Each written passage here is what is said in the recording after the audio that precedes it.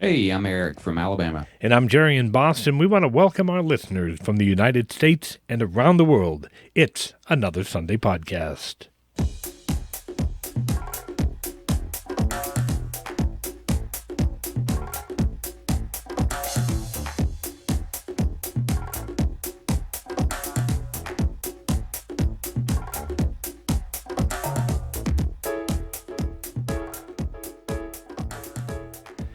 I'm much too young to feel this damn old. Happy Sunday, my friend Eric. And to you, my friend Jerry. How are you? I am doing well. How are you? I'm better than I deserve, but I am much too young to feel this damn old. You're only 59. This is true. This is true. Another digit ticks off. Good Lord. Closer and closer to retirement. Man, what a week. What a week. How was your week? It was all right. What'd you do? Anything exciting? I worked. That was that was about it. What did you do this week? Pretty much work. Um, busy week at work this week. And that was a 4-day week, and that's probably why. So I took Monday off for the birthday thing, and so crammed 5 days worth of work into 4 days. So it was a little bit busy, but good. It was good. Good. Just another week of staying out of trouble. Trying anyway. That's a lot of work. For me, it is. You're right. You're right. Hey, I did something this week that I haven't done in 16 months. Get your mind out of the gutter, people. I went grocery shopping in a grocery store. I haven't done that in 16 months. Most of my groceries since the pandemic started were through like Amazon Fresh or those types of delivery services. But I stepped foot back into a grocery store. You probably remember when you were up here, Market Basket. Yes. And that was the biggest grocery store I've seen. Interesting. I know when I was down there, you have the super Walmarts, which we don't have here, where you have everything from your department store items right to your grocery store. Then Market Basket was still big, huh? Well, I mean, Walmart, yeah, I mean, it's got everything, but that is the biggest grocery store, like something that sold nothing but groceries that I've ever seen. One of the popular ones up here, we've got several different chains here that they don't have down south. But then again, you have like Piggly Wigglies, right? They have those in Alabama. Yeah. Um, Meyer, I think, was one I saw down south. Up here, Market Basket seemed to be one of the biggest. We got Shaw's is another one. Stop and Shop is another one. Those are some of the bigger name grocery stores, but Market Basket is pretty big. This particular one here has 30 checkout lines. But you want if it's groceries and you want it, that's the place to go. So Well, so another thing, I don't know if y'all have those up there, but down here we have Dollar Generals. Like every little town has a Dollar General. And the other day I went to go and get something from the Dollar General and I felt like an idiot because um did you have to ask what the price was? no.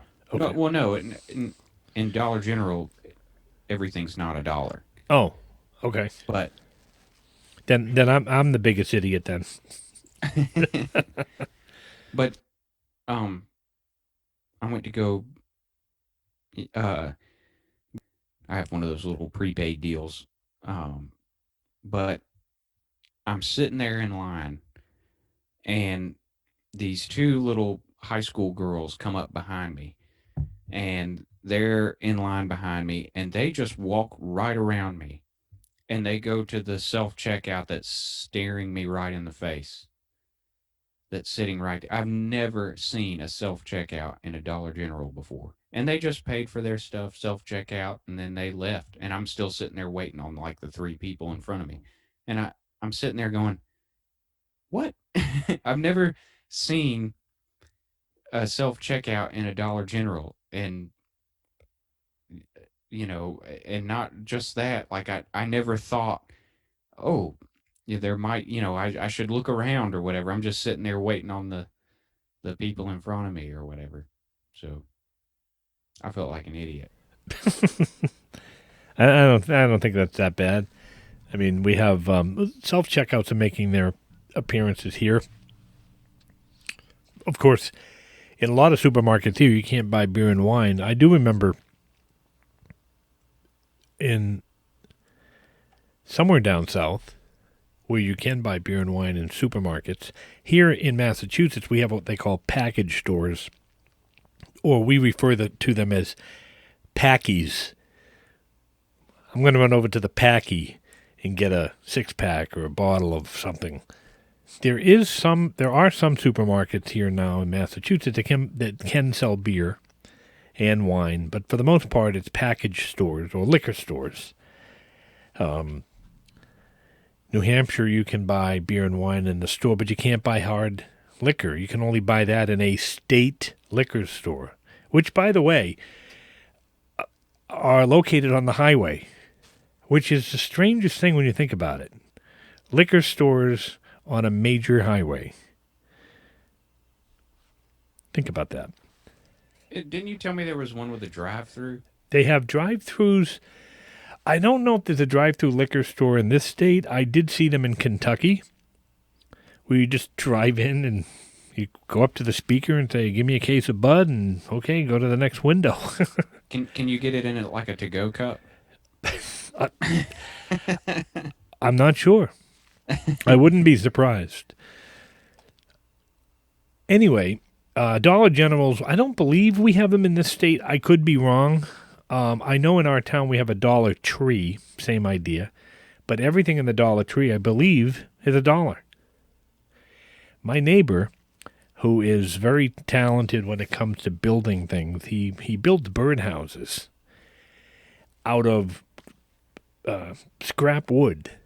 A neighbor threw a bedroom set out. He took the headboard and parts of the side of the bed, the wooden parts, and he built birdhouses out of them. And he gets all his paint and other little things at the Dollar Tree. He'll buy these little lights, these LED lights and things for $1. So I've never been in the store, but they tell me everything's $1. And I believe he told me that he got melatonin for $1, and it's like $10 at a CVS or something. Anyway, bore our audience with that, but just the difference between the different stores and things that you have, like where you're at down in the Birmingham area, to what we have up here, just different names for the same Yeah. type of things. And I think the names are more creative. I mean, Stop and Shop is nice, but Piggly Wiggly, I mean, is really, first time I saw that, I thought, honestly, first time I ever saw a Piggly Wiggly was in Memphis, Tennessee, and I thought it was like a pork store. I thought you got pork product from it. I'm not kidding. And then somebody said, "No, it's a grocery store." It's like, Yeah. Well, and like what was the you had an abbreviation for the store? The Packy. Like down here we just call it the pig. Oh, I'm going over to the pig. yeah, yeah. We have things. We have things like that up here. There's so many different names that we shorten. Again, like the Packy, or I'm going up to Dunk's to get a coffee, right? Dunkin' Donuts. I'm going to Dunk's. Mickey D's, which is probably nationwide. I mean, nationwide, but Yeah. we do have those strange names for things. But anyway, so you were telling me off the air here that you're going to be back to doing drum lessons. That's pretty I cool. am. That's pretty cool. Yeah. So I'm excited about that.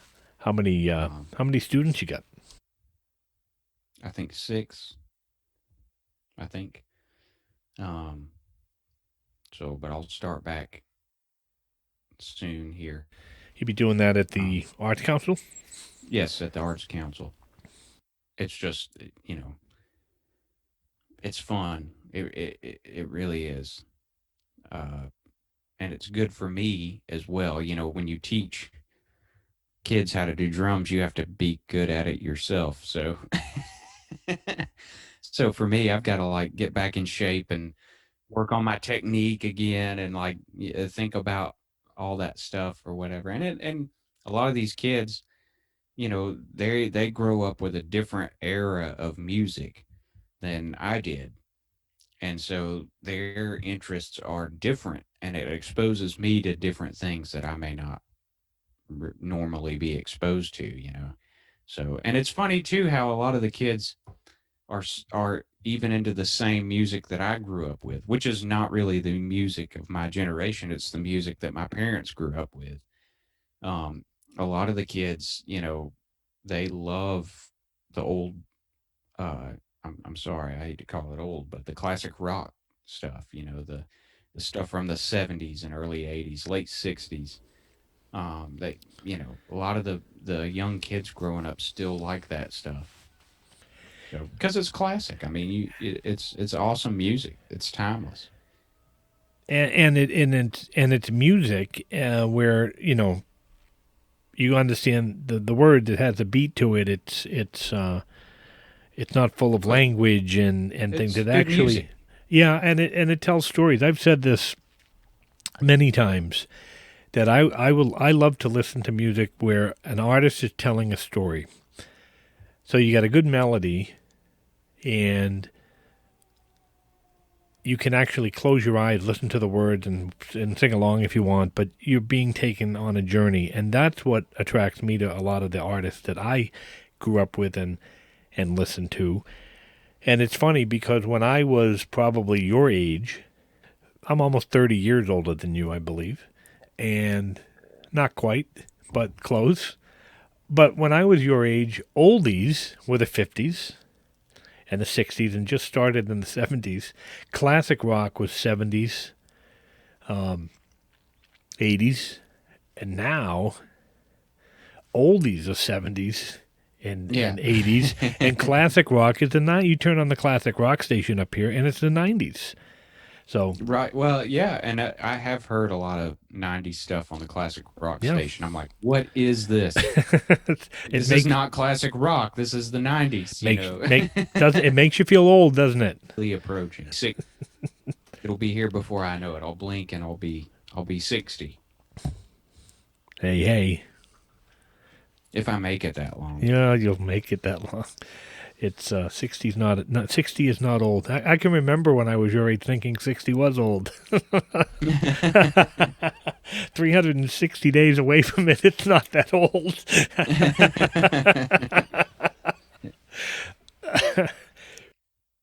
Hey, um, you know, I love Bruce Springsteen, right? If I haven't ever mentioned that before, so was lucky enough to score. This also happened this week to score two tickets to see Bruce Springsteen on Broadway. It's a Tony Award-winning show that he does with him and I believe his wife may sing one or two songs.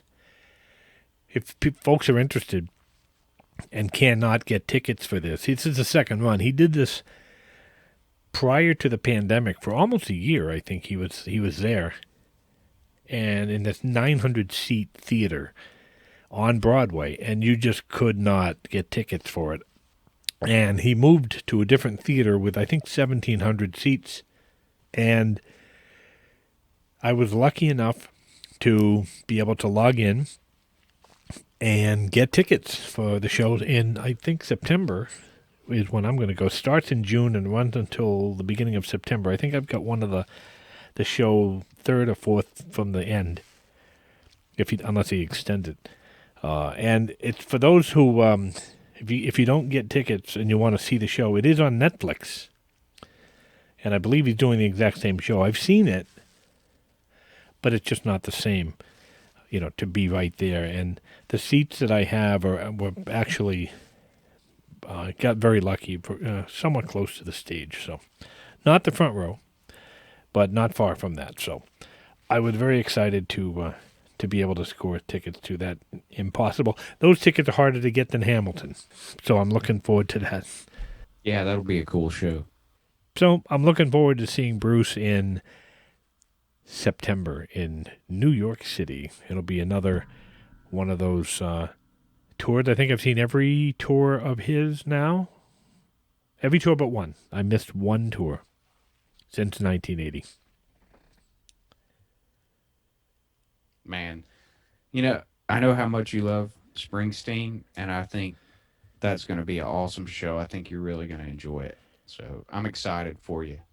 Well, thanks. And like I said, I've seen it's on Netflix. I have seen it. It's just not the same being there and being as close as I was. I was able to get tickets to a tour when he was doing a solo tour back a number of years ago, and we picked up tickets. In fact, Tom, our friend Tom from the bowling alley here, I took him. It was his birthday, and I took him for his birthday, and we had row D, which, when you think of it, hey, that's fourth row. That's pretty damn good, right?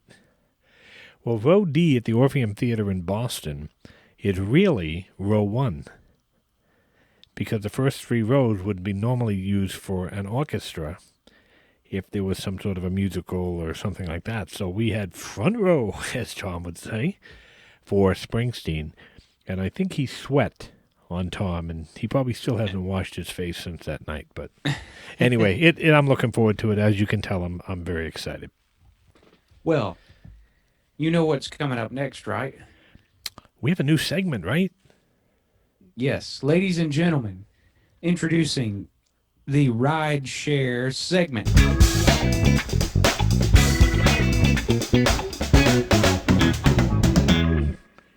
Why don't you tell everybody what this segment is? That's where you tell your Uber and Lyft stories, right? Correct. We had some folks who enjoyed a couple of the stories we told in the past. So you and I have decided that we're going to create a segment called the rideshare story segment. And so every episode that we remember to do it, I'll share a couple of stories. They could be funny stories, they could be heartwarming stories, they could be boring stories, but they're stories nonetheless. So this week I have a couple, maybe even 3 that I can share with the audience. This one was an interesting one. I don't drive at night as much as I used to when I first started doing this for a number of reasons.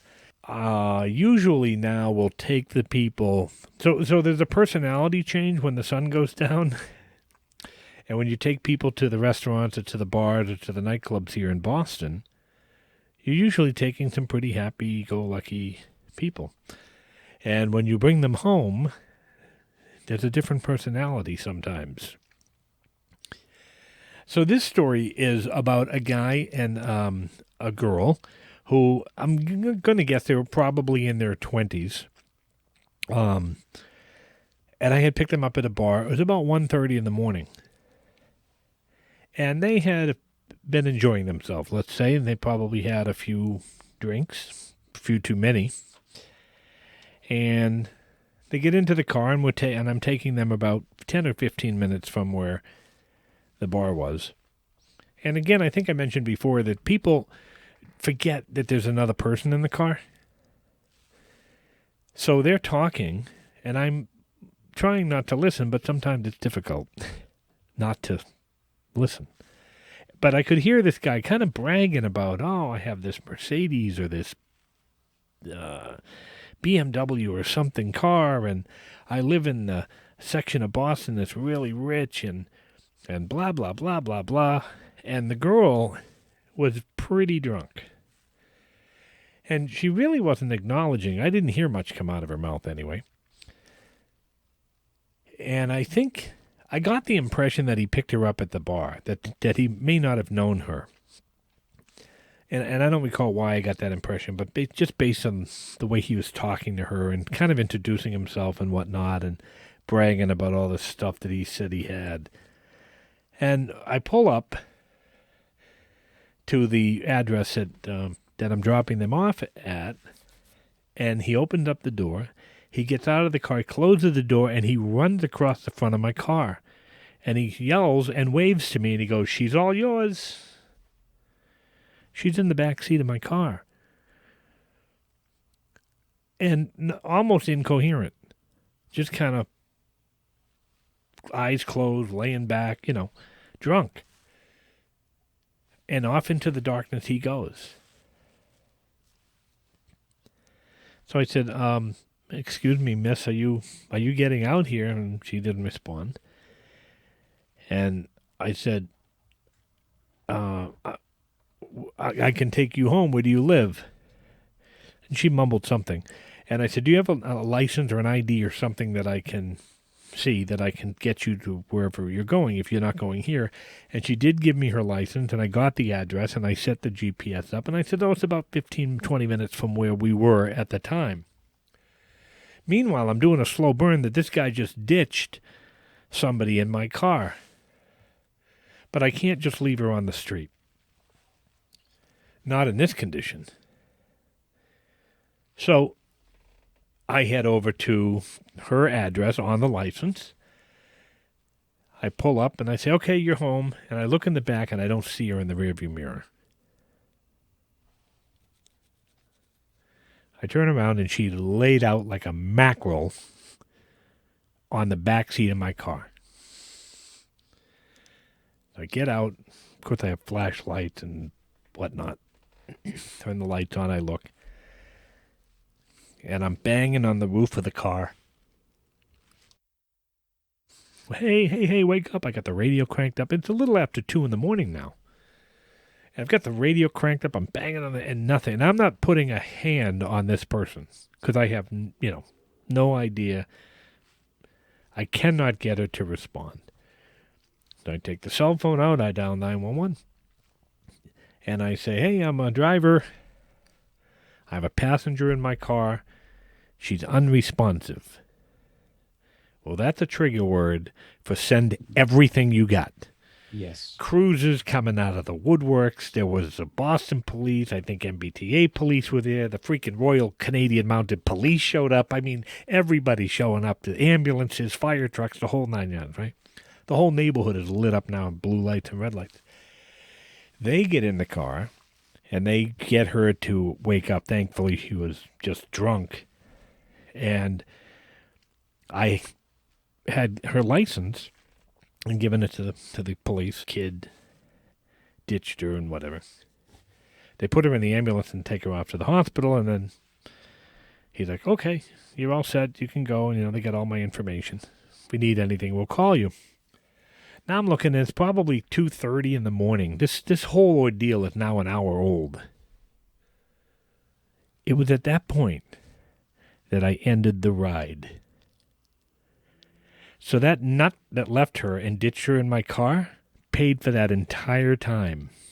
From the time I picked him up until the time she got put in the ambulance.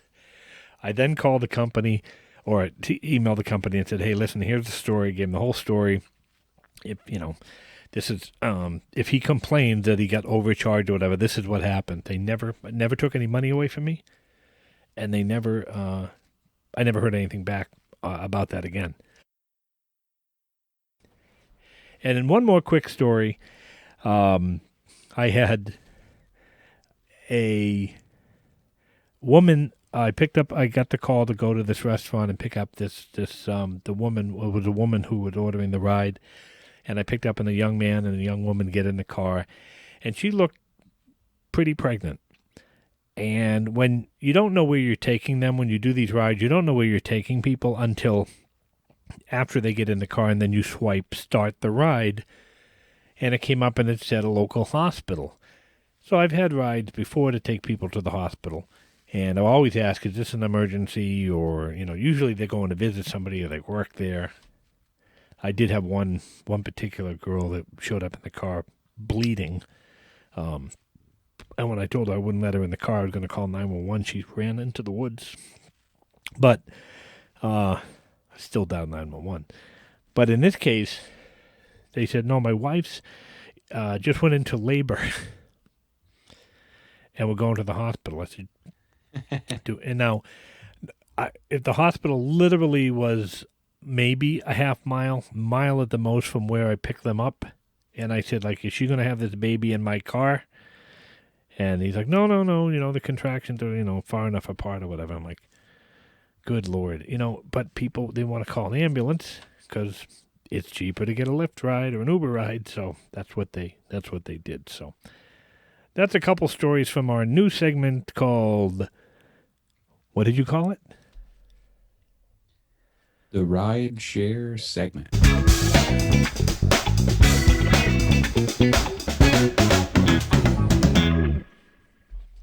And every week we'll add a couple of more stories because there is a bunch of them. Well, my friend, I think we've come to the end of this episode. We have had some technical glitches, so I'm going to apologize to the listeners if we weren't able to catch all of them in the edit or if this thing sounds kind of broken up. But looks like we're having some problems on the recorder here. And hopefully everything sounded good to you. So then you won't even know, and I shouldn't even have opened my mouth. But we try to be transparent here, don't we, Eric? We try. That we do. If you, the listener, have an interesting story to tell us, or would like to be a guest on the show, or you know somebody who would like to be a guest on the show, or would be a good guest on our show, please reach out to us at our email address. It's anothersunday.podcast@gmail.com, and we would be happy to have you on the show. Although Eric and I do like to talk to each other and sometimes hear each other's voice, we also get tired of hearing each other. So we want to hear from you. It's another Sunday podcast at gmail.com. Thank you for listening. Eric, final word. Eric, final word to you. Roll with the changes.